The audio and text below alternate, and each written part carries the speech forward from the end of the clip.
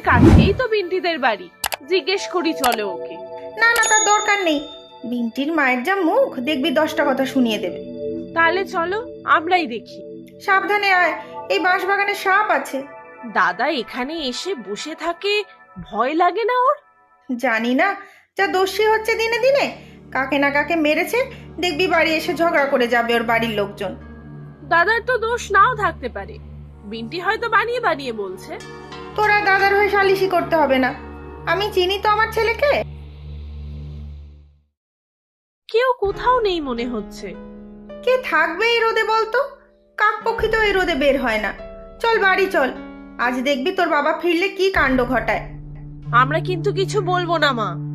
তাতে কি, গ্রামের সবাই তো যায় তোর বাবার দোকানে, কেউ না কেউ ঠিক কথাটা তার কানে তুলবে।